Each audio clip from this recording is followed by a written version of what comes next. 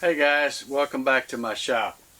I'm going to be doing some pretty major modifications to this Harbor Freight Lathe. It's the 12 by 36 model. It's their part number 34706. But before I start tearing into it and doing all the modifications that I want to do, I want to set this thing up. I just taking it out of the box, set it up just the way it comes, and I want to talk about it a little bit and show you what all comes with it, because I know this is a really popular lathe for people who are just starting wood turning, and especially if you're on a tight budget.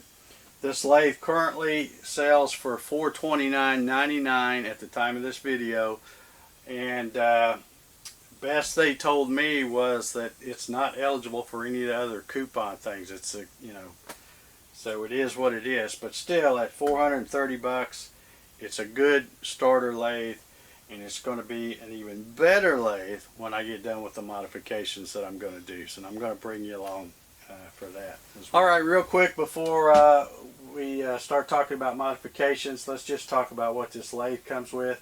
It comes with its own stand. It's thin sheet metal. I measured it with calipers. It's about 16 gauge, and that's with the powder coating. But once you get it all bolted together, it's fairly sturdy, and it does have a place where you could put a piece of plywood or something down there on the shelf and put lots of weight. So I think that would help it a lot. It has the Reeves drive speed control here, variable speed control. I'm not a fan of these things, and that's one of the things I'm going to be modifying to get rid of this. But I will, here in just a minute, move the camera around back and show you how that works if you're not familiar with that. It has a 3 horsepower motor that works on the Reeves drive pulley system. I think it's probably a little bit underpowered, being 3/4 horse. I'm going to be adding a permanent magnet motor out of a treadmill that I got for free. So that's going to be one of the modifications I do, and it is a 1.5 horsepower. So I think that's going to work out pretty well. This thing comes with a nice 6-inch faceplate. It goes on. It comes out with a couple of wrenches to use to get the faceplate on and off. It does not have a spindle lock, which is kind of an inconvenience, so I will probably be coming up with some kind of modification on that as well. It does come with a live center and a spur drive here that go in here. You have a little knockout bar. There's a little slot back here that you can use to knock out your drives here, and you can also use it on the back as well on the tailstock if you need to. It has a pretty decent banjo. The bed is pretty nice. It slides around good. One thing I noticed, they powder coat all of this, so I will be sanding off the powder coated paint, because it's kind of lumpy right here, and you'll probably catch the tool as you try to slide back and forth on that. Not a big deal. The tailstock is pretty decent. I know there's a lot of folks that knock because it's got a little plastic wheel here, but I don't really see that as an issue. It can be replaced. I could probably make one to replace it if I need to, but the people I watch on YouTube that have these, they talk about it being a plastic wheel, but then they never replace it, so it always seems to hold up. So I don't really think that's a major issue either. The tailstock does have a pretty nice, it has comes out about 2 inches or so, and it does have the little laser engraved things in centimeters and in inches here, which is pretty nice. My little Nova doesn't even have that, so that's a nice one. Of the big selling points, I guess, about this lathe is that it says that it has a reverse head or a revolving head, rev head. I don't know what that's supposed to exactly stand for, but you can loosen this up and you can actually swivel this head, and that's what this little extension piece is for. You can take the banjo off, put it here. Let's see if I can show you here. So you would take the banjo off, put it here on this piece, then you can put this little extension piece on here, and then you would put this in here, and then you could do some outboard turning either with it turned here, or I think it will turn all the way around too. I forget how many settings there are on that mounting plate underneath there, but I probably won't do much of that, but it is nice to know that if I wanted to turn something larger than 12 inches, I could do it by just turning this head 90 degrees. Okay, now let me move the camera in and I'll show you how this Reeves drive pulley system works. Okay, I'm going to flip this thing on now.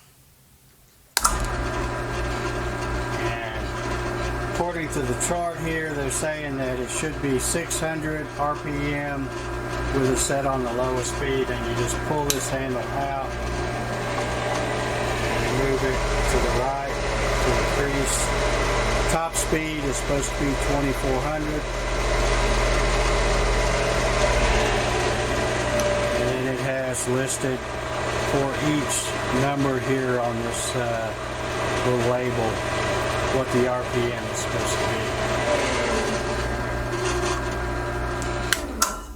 One thing I want to mention is I watched a YouTuber, Larry Martin. His YouTube channel is called the Whirler, and he actually put a tack on this thing and checked it out, and instead of 600, the lowest speed, he was getting around 750. So it's really too fast to try to start out turning that way if you've got a workpiece that's way out of balance or something. So that's one of the big complaints about this lathe, but I'll be correcting that by putting the motor with the variable speed control that's not using the Reeves drive pulley system. Okay, there are 4 little screws that hold this this cover on, so I've removed that so you can take a look and see how the Reeves drive works. You can see how the pulley, it's got a spring here, and it will open and close depending on how you move this lever. Now with the Reeves drive system, you don't want to move the lever unless this thing is running. It's designed to operate with it as it's moving. So if I turn this on, you can see we've got the pulleys, a small pulley here because the belt's way down there and this one's open. Then as I pull this out, move this, you can see it changes. Now you got a big pulley on the motor and a smaller pulley up here on the spindle, which is going to increase the speed. And anywhere in between changes all that.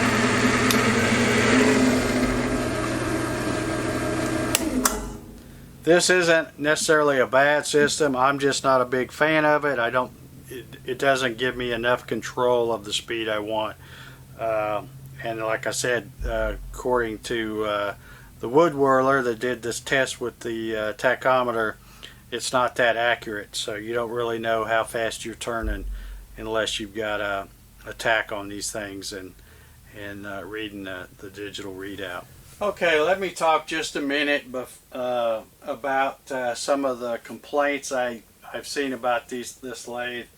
I got my notepad and made a list as I was watching YouTube videos. One of the first things most people mention is that the frame is really flimsy. And like I said, I measured it with calipers, and it measured .065, which is about 16 gauge in sheet metal, and that's even including the thickness of the powder coating. So it is pretty thin. But like I said, you know, and again they say it's too light. The thing weighs about total, I think, about 180 pounds according to the manual. But it does have a place where you can put a shelf and put weights. So I don't really think that's going to be that big a deal. But that is one of the things they talk about. I've already mentioned about the motor being underpowered. Some people just learn how to deal with it. You know, I've got the same 3/4 horsepower motor on my Nova lathe. Well, not the same type, but it's a 3/4 horsepower, and I can bog it down pretty easily as well.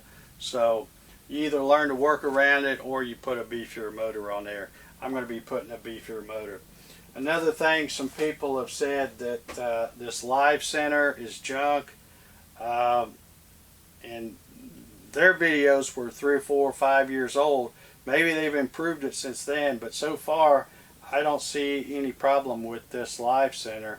You know, I'll just keep an eye on it, and if it starts getting wobbly on me and see that it's the bearing in its junk like they say, I'll just, in fact, I probably won't even use it because I've got other live centers that I'll probably be using. The tool wrist handles, these things they say strip out. Again, I don't see how that can be that big of a deal. I think a lot of the times people try to really put the gorilla grip on them and over tighten them, strip them out. Because I've got the same type of handles on my Nova, and I've had that thing for now 4 or 5 years, so they're not even close to stripping out. Tailstock has the plastic handle I mentioned earlier. Again, I don't think that's a big deal. You could probably buy a handle to replace it, or you could probably easily make one. Not a big deal. One thing that I don't like is there's no, you know, because of the Reeves drive, there's no digital display. So I will be adding a tachometer. That'll be part of the modifications, and you'll see that here in just a little bit. There's no spindle hand wheel though. I know that's one thing I'm going to miss, and there's I think it's a jet model hand wheel that fits this Harbor Freight, so I'll probably be adding that at some point, just because I use my little hand wheel all the time on that Nova. So I know without having that, I'm probably going to miss that. The other thing is a spindle lock. There's no spindle lock on this thing, and the wrenches they send are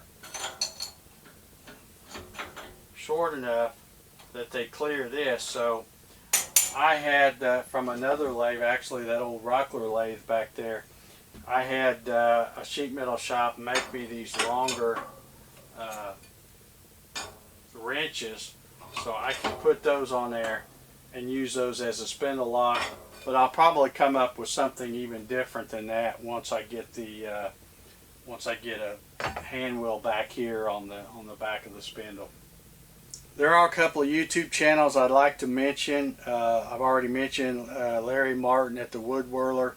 He does a good video of modifying his with a treadmill motor.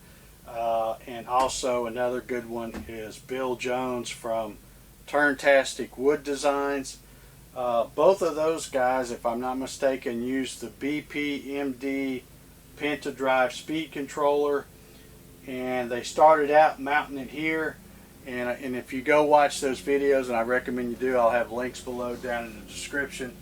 If you go watch those videos, you'll notice that they put it here, but then later on in later videos you see that it's moved from here up to here, because that box they're using, I don't know, probably sticks out 4 or 5 inches. So when you're trying to turn right here, you're going to be bumping your arm into that box. So I noticed that both of those guys moved that from here up to the top of here. I'm going to be using a different kind of enclosure. I'm going to show you that here in just a minute, and it'll probably be setting here on top. Okay, I had originally intended on using one of the controllers like that I saw in those videos, the BPMD Penta Drive, but then after I started tearing into the treadmill, and I found that this heat sink right here is one that I wanted to use, and then as I got to looking at it closely, the board here had a label on it, and I'll put a picture up in the top of the screen here where you can read that. But so I decided to try to check that out, so I put that into Google, and I found these plans, or I should say drawings, schematic drawings. And this is from 2 different places, but the board is basically the same. Now it's a little different than the board I have, but if you look at the plate that's on the motor, the date of manufacture is E88, which would be May of 1988. So this whole treadmill, it was an old Invacare treadmill, and so it's probably about 33 years old, or at least over 30 years old from when it was manufactured. So I didn't find the exact drawing, but I found these that were close enough, and I thought, well, these are very similar, so it looks like all this will work. And just real quickly to show you the connections, I've got the power cord, I've got that plugged into a power strip over there. I've got the black going to L1, the neutral wire here going to L2. The ground I don't have hooked up to anything just yet, but I will ground that to the lathe frame itself when I get that all put over there. The potentiometer, according to the schematics here, it says I need a 10K pot, so that's what I ordered. And you've got, looking at it this way, you've got S1, S2, and S3 going from left to right. And then here on the board, you've got pins that are labeled S1, S2, and S3. So it's just a matter of soldering up the pot and connecting those to that board. Then here to add the reverse direction, I've got this is a double pole, double throw, center off switch. So you can see how it looks a little complicated at first, but it's really pretty simple. You can see I've got the two wires coming from the motor itself, and I got going to the terminal board, and I've got these two coming straight off, and they go to the center two lugs, and then the others have just a crisscross here, so that when you flip it, it will reverse the polarity.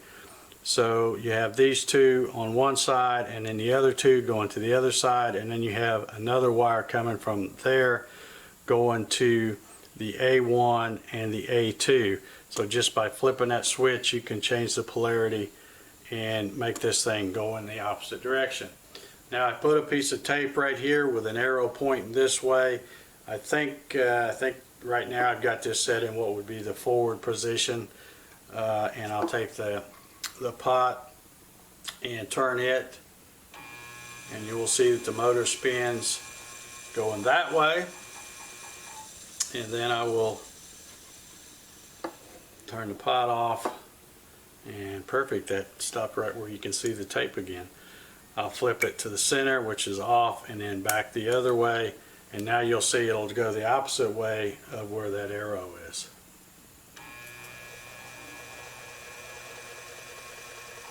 So really pretty simple setup.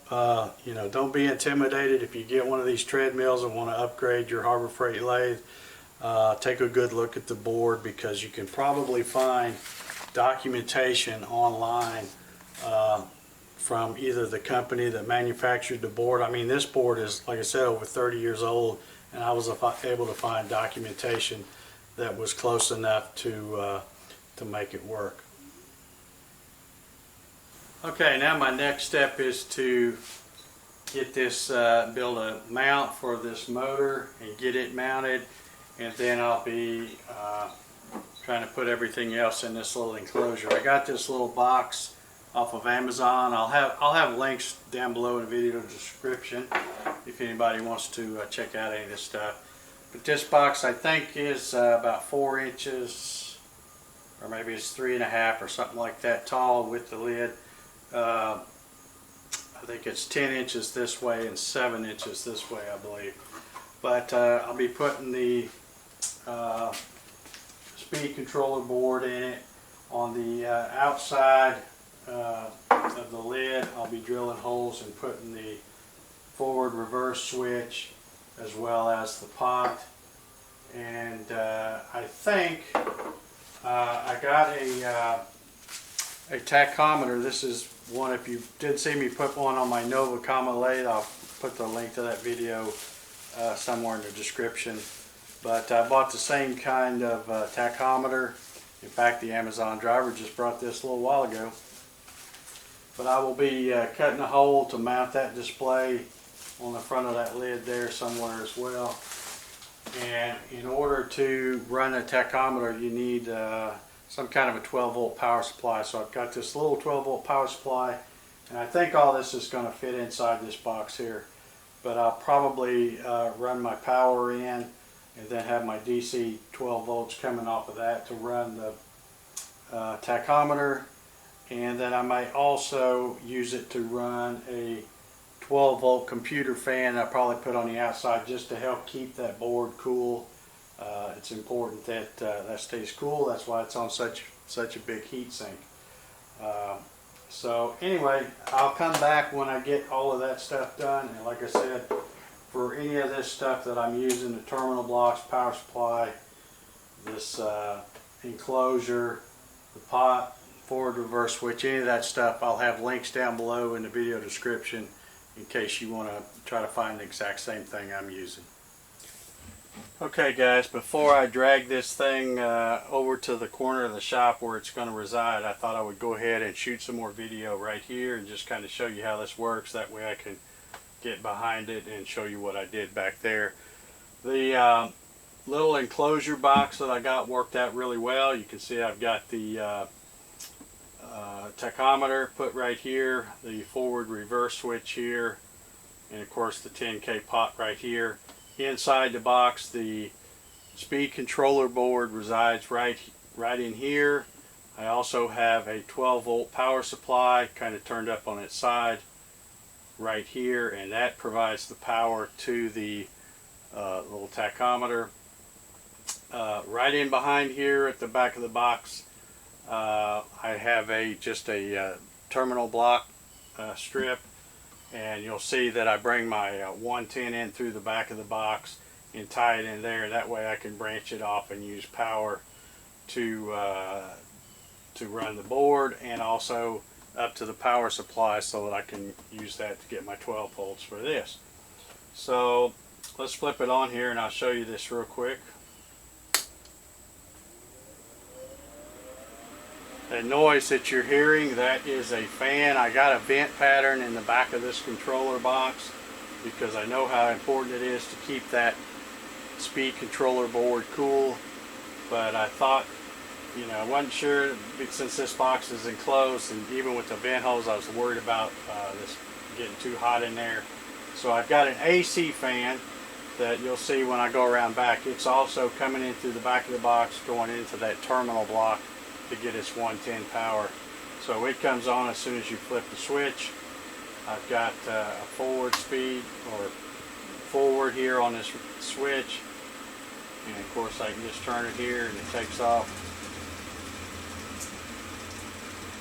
It's really super quiet. I mean, it would be a whole lot quieter if I didn't have that fan, but the fan probably makes more noise than the rest of it. But at its current setting right now,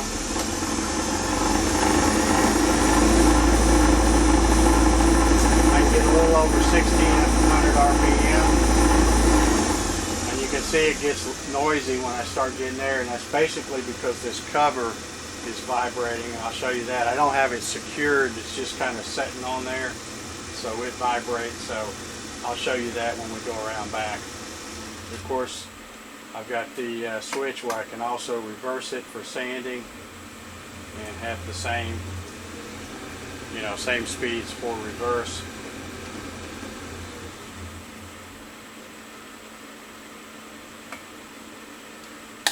One thing I want to talk about right here, I guess it's because of COVID, it's really difficult to find certain parts, and I wanted to replace the Reeves drive pulley that's on this main shaft here, the spindle shaft.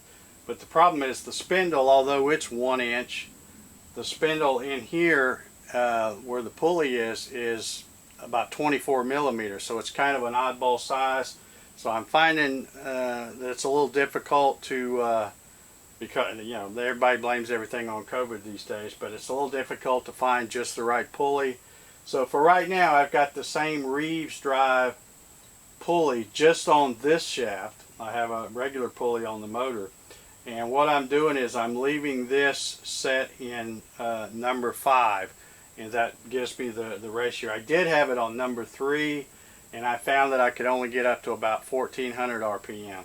I'd still like to get a little more than 1600, although I don't really know why. I don't think I've ever turned anything more than 1500. But anyway, I'm only getting about 1600 or so in number 5. But this thing also has a lot of weight. I added a wooden hand wheel. I was debating on getting the jet hand wheel that I know fits a Harbor Freight lathe like this, but when you put it in here, then you don't have the option of using your knockout bar. But I put this plate on here and I've got a hole, so now I still have use of my knockout bar. And then I got to sitting here looking and I thought, this is perfect. I'll just put a wheel right here.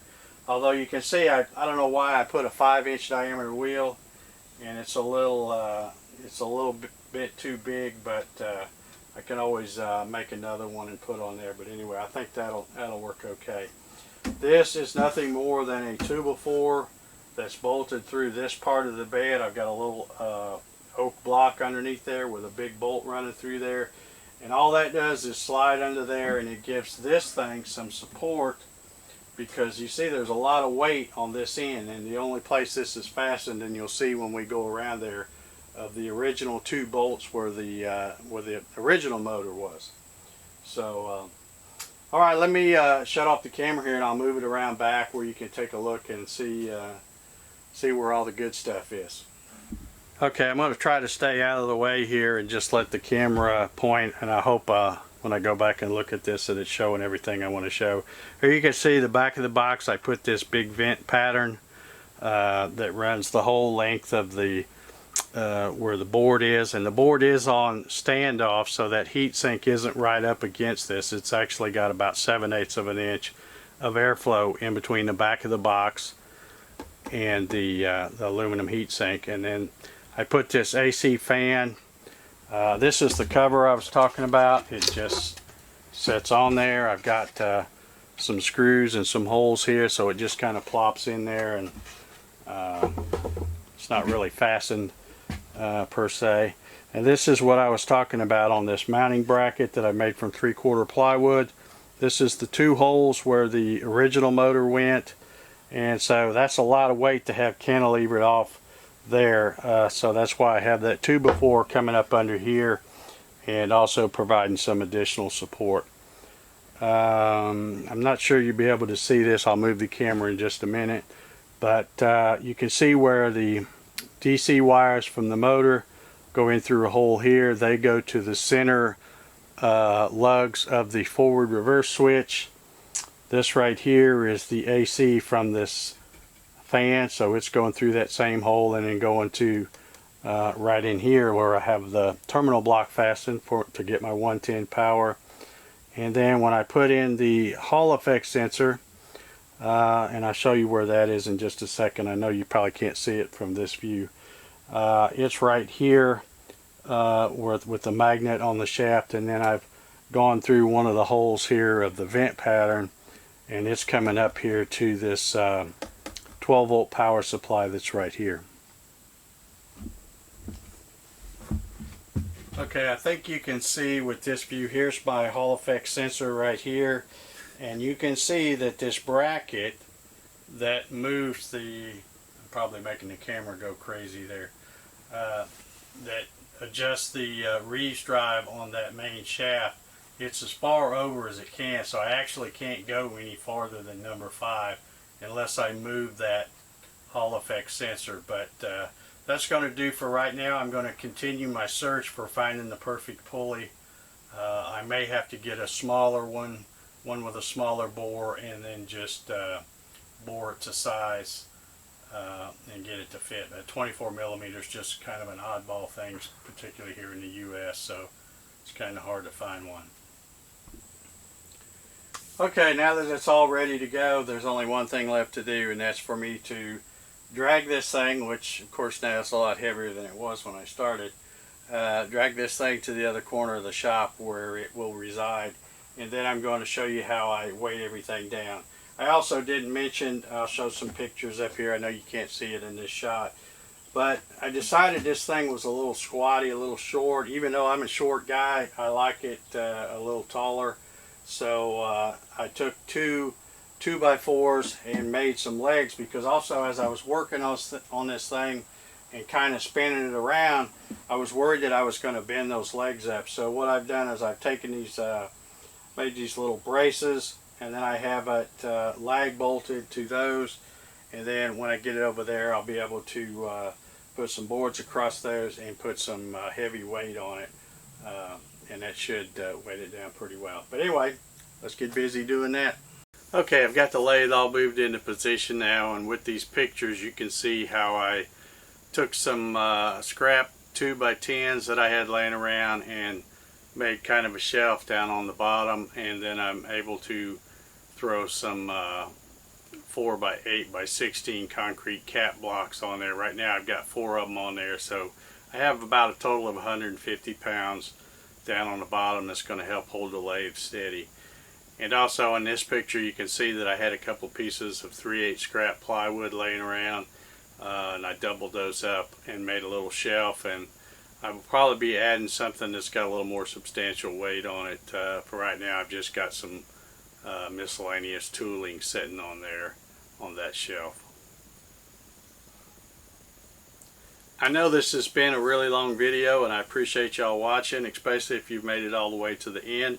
If anybody has any questions at all about anything I've done or something that I was using, you know, feel free to put a comment down below, or you can go to my website and hit the contact link and send me an email, and I'm happy to share whatever information I can about this Harbor Freight lathe and the upgrades that I've made to it. Like I said, it's a really popular lathe because it's you know, a good price for a starter lathe. So I know there's a lot of people that probably were just like me that watch YouTube videos to try to figure out you know, a little bit about this lathe. If you enjoyed this video and got something out of it, please leave me a thumbs up. It really helps my channel, so I appreciate it. And also, if you're not a subscriber of my channel and don't want to miss any of my videos, be sure and hit the subscribe button, and also hit the little bell so you'll get all the notifications every time I upload a new video. I put out a new video every Saturday morning, so until then, thank you very much for watching.